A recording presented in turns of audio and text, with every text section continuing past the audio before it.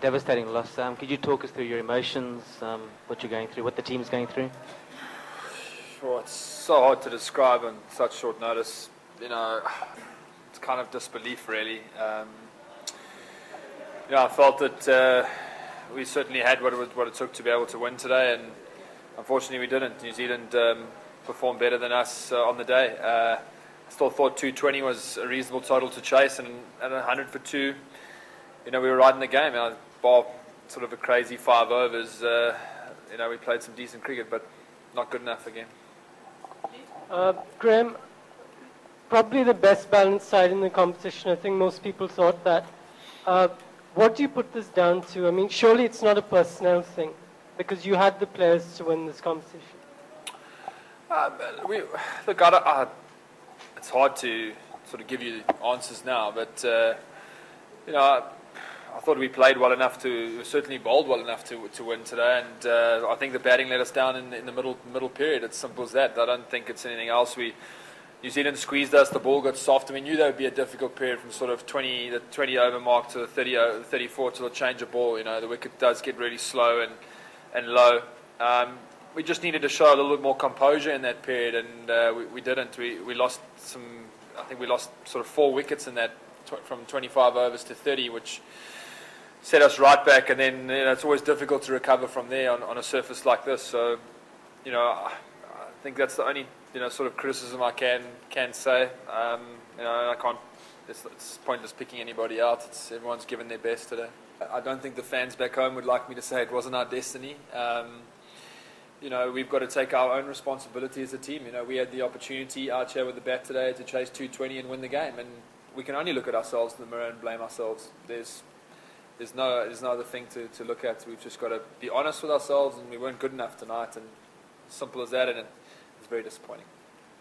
What message would you like to give all the supporters? I heard some of the supporters saying that why this always happens with this team, the best team, best all-rounder, top 2 best, batsmen in ODI ranking, footballers, still they fail to pass this hurdle.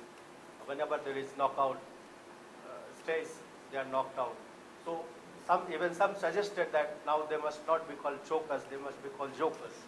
So what message would you like to give to all the fans? Why it happens? Is it a mental thing? Okay, I think I've got your question, my buddy. Look, there's nothing that I can say right now that will make the fans feel better. I mean, we feel terrible. I mean, we've come over here and we've given our best. We've trained hard. We've committed to all our skills, and I cannot fault the way this team is trained or prepared. We've given our best at all the times, and today we're disappointed. We let ourselves down, and we let a lot of people down back home, and there's no excuses for that, and there's nothing that I say right now that will make people feel better. And, when the team gets on the plane and goes home, there's going to be daggers and swords thrown and whatever, and there's a group of 25 people here that have just got to take it on the chin, and I think it's been going on since '92. We're not the only World Cup team that hasn't gone on to win a game. There's a lot of teams and players that have come before us, and hopefully in the future, the players who get the opportunity will hopefully go all the way. Somewhere in the future, it'd be nice if South Africa won a World Cup. That'd be terrific. I think with the type of players that we've had, we deserve it somewhere. But otherwise, I don't know what to say to you. Graham, apart from the team's brilliant show so far, your retirement has been one of the most talked about things. So, what role could we see Graeme Smith in the future?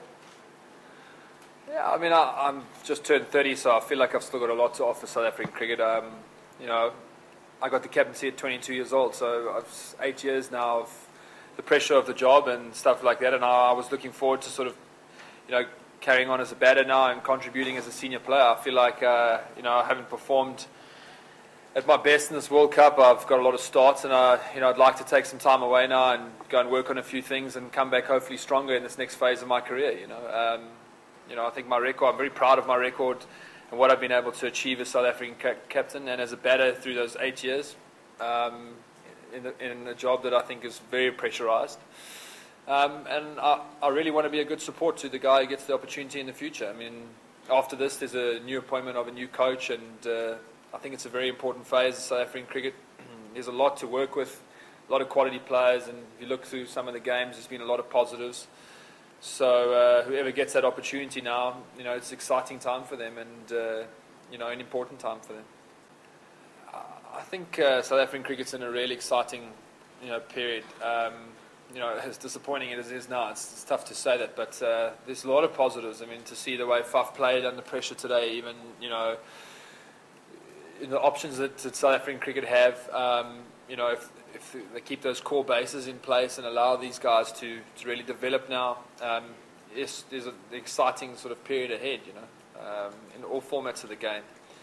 I think the emergence of the spin and the way the guys have bowled, Robbie, Boats and Imran, and I think Dale and Morna are going from strength to strength in all formats. So, I think there's a lot of talent, a lot of exciting times ahead, but, right now it's doom and gloom, I guess. I think it's been an exciting World Cup so far. There's been a lot of, really great games, and I think the thing is that you just want to see great games of cricket now going in, I think one-day cricket's really got a lot of stature back from this World Cup, and the crowds have been great.